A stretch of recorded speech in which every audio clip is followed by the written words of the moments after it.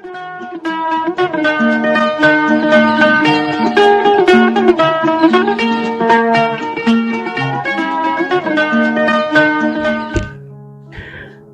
आदाब। Hello friends, आपके साथ मैं फराज हूं और चैनल फिल्मी फराज है। यहाँ हम फिल्मों की बातें करते हैं और आज जिक्र करने जा रहे हैं जनाब तलत महमूद साहब का। और ये बताएंगे कि मुकेश जी, महान गायक मुकेश जी, तलत साहब को क्यों छेड़ते थे, क्या ये पूरा मामला है। गमे दिल क्या करूं ऐ वहशते दिल कहीं और चल, गम की दुनिया के लिए तेरी आंखों के दिए देने वाले सुन, तेरी दुनिया से तेरा जीवन साथी बिछड़ गया, लो खत्म का गाना मेरा बन गया, अफसाना किसी का। न मुझसे तू प्यार बढ़ा कि मैं एक बादल आवारा, रे पंछी के अब ये बेसुआ। फिर वही शाम, वही गम, वही तन्हा, मुझे दीदा तर याद आया, तेरी आँख के आंसू पी जाऊं, ऐसी है सनम आज ये कसम खाए, फासले को क्या मिला ये मुकद्दर। दोस्तों, मुकेश जी और तलत जी, आज हम खास करके तलत साहब का जिक्र कर रहे हैं। ये जानते हैं कि तलत साहब किस तरह के सिंगर रहे। 40s के एंड में और 50s में उनका दबदबा रहा, चाहे नौशाद साहब हों, अनिल विश्वास जी हों, और कई संगीतकारों ने उनकी आवाज़ का इस्तेमाल किया। रवि साहब ने, एस डी बर्मन जी ने जाएं तो जाएं कहा, फिर नौशाद साहब ने बाद में फिर रफ़ी साहब की आवाज़ का ज़्यादा इस्तेमाल किया। लेकिन अनिल विश्वास जी ने मुकेश जी को उनका अमर गीत दिया, दिल जलता है तो जलने दे, और फिर तलत साहब को आरजू, ए दिल मुझे कहीं ऐसी जगह ले चल, और आराम के गीत को कौन भूल सकता है, शुक्रिया ए प्यार तेरा शुक्रिया।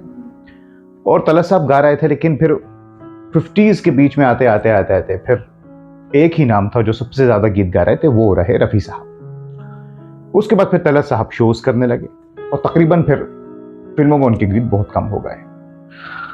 लेकिन तलत साहब की खासियत रही कंपन। उनकी आवाज में जो कपकपाहट है, कंपन है, वही लोग मानते हैं उनकी ताकत भी है, और बहुत से लोग मानते हैं उनकी कमजोरी बन गई बाद में, फिर वो आवाज नहीं चल पाई।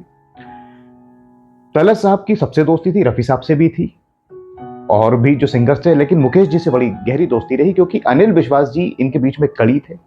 अनिल विश्वास जी बहुत ज्यादा रफी साहब को पसंद नहीं करते थे, लेकिन वो तलत महमूद और मुकेश इनको बहुत पसंद करते थे, और उन्होंने बार बार इनको मौके भी दिए और गाने भी कामयाब रहे। तो मुकेश जी गहरे दोस्त रहे तलत साहब के। वो अक्सर तलत साहब से मजाक में कहा करते थे कि यार तलत, तुम गाते तो अच्छा हो, लेकिन ये जो कंपन है, ये कपकपाहट है, ये मजा खराब कर देती है, इसलिए तुम बहुत बड़े सिंगर नहीं बन पा रहा हो। अब वो मजाक में कहते थे, लेकिन तलत साहब ने इस बात को दिल पे ले लिया।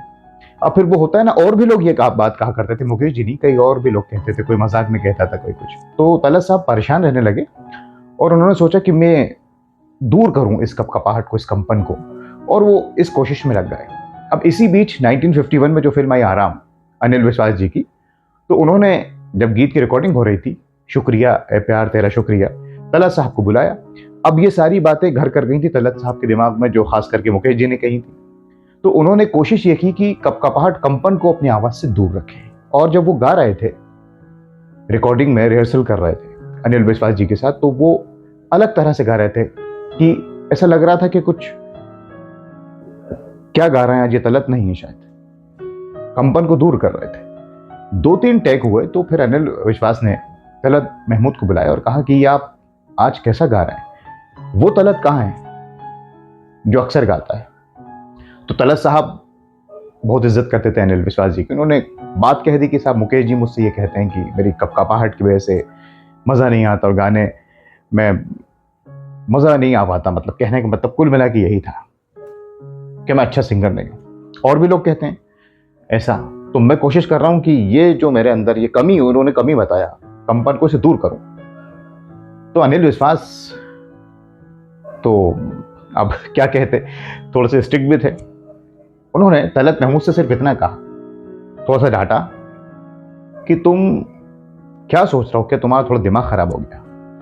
कोई कुछ भी कह देगा और तुम उसकी बात को मान लोगे? तुम जानते हो ये जो कंपन है यही तो तुम्हारी ताकत है।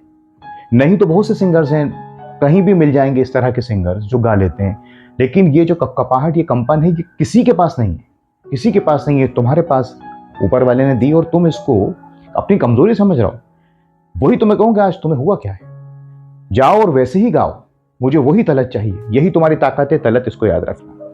फिर एक कॉन्फिडेंस आया तलत महमूद साहब में और उन्होंने फिर गाया शुक्रिया ए प्यार तेरा शुक्रिया, और फिर ये गाना रिकॉर्ड हो गया और मेरे ख्याल से एक ही टेक में पूरा हो गया होगा। शुक्रिया ए प्यार तेरा शुक्रिया, शुक्रिया जो कुछ किया अच्छा किया, को आंसू दिए जो मोतियों से, नवाजिश है तेरी क्या क्या दिया शुक्रिया।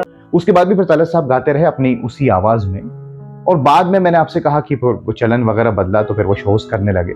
लेकिन जो जानकार और जो चाहने वाले हैं तलत साहब के, वो उनकी उसी कंपन भरी आवाज को पसंद करते हैं दोस्तों, और सच है, इसलिए तलत साहब सबसे जुदा हैं, सबसे अलग हैं। दोस्तों यहाँ आपको ये भी बता दें कि तलत साहब की फीमेल फैंस बहुत ज्यादा रहीं, क्योंकि वो सिंगर तो थे ही लेकिन गजब के खूबसूरत भी थे, इसलिए हीरो भी बने। और जहाँ तक उनकी आवाज़ का सवाल है तो गुलाम मोहम्मद साहब ने जब मिर्ज़ा गालिब ने संगीत दिया तो उनकी पहली पसंद तलत महमूद रहे, और मदन मोहन की पहली पसंद रहे फिल्म जहाँ आरा में। ये कह दिया मदन मोहन ने कि इन गज़लों को तो भाई तलत साहब ही गाएंगे अपनी कपकपाती आवाज़ में, क्योंकि इन्हें मालूम था इन गीतों के साथ, इन गज़लों के साथ अगर कोई इंसाफ कर सकता है तो वो सिर्फ तलत महमूद, क्योंकि उनकी आवाज़ सबसे अलग थी, सबसे जुदा थी, या यूं कहें सबसे अलग है, सबसे जुदा है। ये हवा ये रात ये चांदनी तेरी एक याद में तुम ना आंसू बहाना, सब कुछ लुटा के होश में आए तो क्या नादा तुझे हुआ क्या है। आज मेरे सनम शामे गम की कसम, जाए तो जाए कहाँ सम, दिल नादा तुझे हुआ क्या है। दिल मुझे ऐसी जगह ले। कोई कितना बड़ा सिंगर हो, लेकिन जब तलत महमूद साहब की आवाज़ लोग सुनते हैं तो कहते हैं कि ये कुछ अलग है। तो जो कहा था अनिल विश्वास जी ने वो बात सही है। आपका क्या कहना है, आप भी हमें कमेंट्स करके बताइए। कोई और किस्सा जुड़ा हो किसी और आर्टिस्ट से, सिंगर से, हमें बताइए, हम उस पर कार्यक्रम बनाने की कोशिश करेंगे।